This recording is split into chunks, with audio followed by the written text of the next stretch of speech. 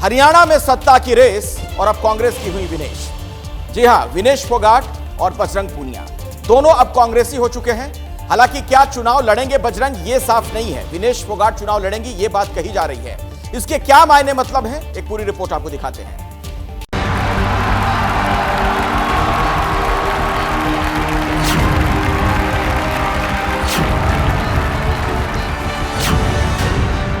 और इसी के साथ औपचारिक रूप से कांग्रेसी हो गई हैं पहलवान विनेश फोगाट। एबीपी न्यूज को जो जानकारी मिली है उसके मुताबिक विनेश फोगाट कांग्रेस के टिकट पर चुनाव लड़ेंगी। खेल में जैसे हमने कभी हार नहीं मानी है, तो हम इस नए प्लेटफॉर्म पे जो आ रहे हैं, देश की सेवा का भाव और सिर्फ बोलने तक सीमित नहीं रहेगा। ये हम दिल से हमने खेल किया है और दिल से हम ये काम करेंगे, जी जान से मेहनत करेंगे, अपने लोगों के बीच में रहेंगे। जो भी हम अपने लोगों का भला कर सकते हैं, चाहे कितना ही % हमारे हाथ में होगा, वो हम करने की कोशिश करेंगे।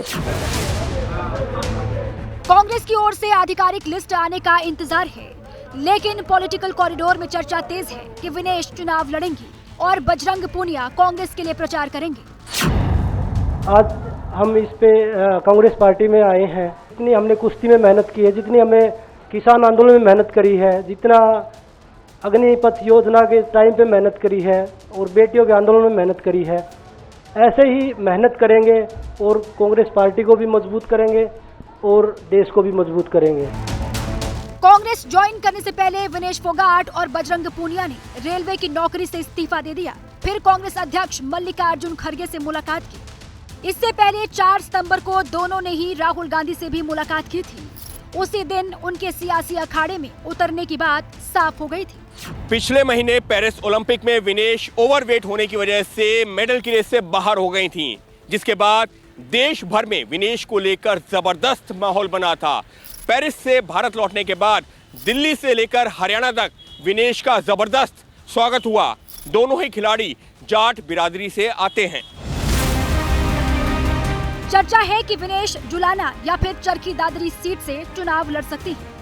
जिस चरखी दादरी सीट से विनेश के लड़ने की चर्चा है, उस सीट पर बीजेपी ने सुनील सांगवान को उतारा है। सुनील सांगवान जेलर रह चुके हैं और पूर्व मंत्री सतपाल सांगवान के बेटे हैं। मैं ये कहता हूँ, विनेश हमारी बेटी है, हमारी छोटी बहन है, हम उसका मान सम्मान करते हैं। मेरी दादरी की सारी जनता उठ के उसके स्वागत में गई थी।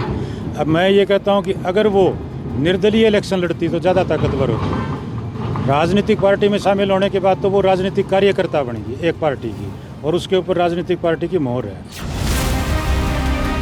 जुलाना और चरखी दादरी सीट से कांग्रेस पिछले कई चुनावों में बुरी तरह हारी है। बीजेपी भी इन दोनों सीटों पर कभी नहीं जीती। दोनों जगह जाट राजनीति, लोकल पार्टियों का दबदबा रहा है। इस बार विनेश के जरिए कांग्रेस पार्टी कितनी बड़ी चुनौती दे पाएगी, ये देखने वाली बात है। 30 साल की विनेश फोगाट इंटरनेशनल रेसलर हैं, कई मेडल भी जीते हैं। पिछले साल बीजेपी नेता बृजभूषण शरण सिंह के खिलाफ जंतर मंतर पर आंदोलन के बाद विनेश पॉलिटिकल सर्कल में चर्चा का विषय बनी थी। तब से ही विपक्ष उनके साथ खड़ा है। अब विनेश के जरिए कांग्रेस हरियाणा में वापसी की उम्मीद देख रही है। तो पहलवान विनेश फोगाट अब कांग्रेस पार्टी में शामिल हो गई हैं, लेकिन उनसे जुड़ी हुई कुछ और अहम जानकारी मैं जल्दी से आपको बता देती हूं विनेश फोगाट के बारे में। देखिए, विनेश फोगाट आप जानते हैं कि एक महिला पहलवान है, चरखी दादरी की रहने वाली हैं विनेश फोगाट, और वहीं से उनको टिकट देने की बात भी सामने आ रही थी। एशियन गेम्स में गोल्ड मेडल जीतने वाली वो पहली महिला पहलवान है जिन्होंने पहली बार एशियन गेम्स में गोल्ड मेडल जीता था। अर्जुन पुरस्कार से नवाजी जा चुकी हैं विनेश फोगाट, उन्हें ये सम्मान मिल चुका है। और इसी के साथ कुछ और जानकारी भी मैं आपको देती हूँ विनेश फोगाट के बारे में। मशहूर पहलवान महावीर फोगाट के परिवार से हैं वो उनके ताऊ लगते हैं रिश्ते में। गीता बबीता चचेरी बहन है विनेश फोगाट की। दंगल फिल्म उन दोनों बहनों पर ही बनी थी।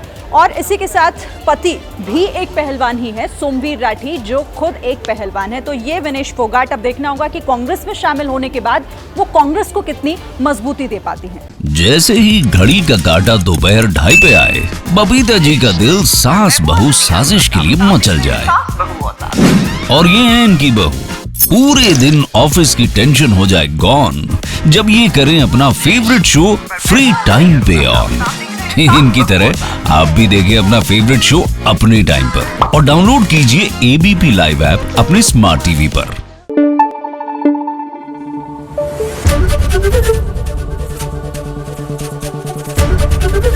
एबीपी न्यूज आपको रखे आगे।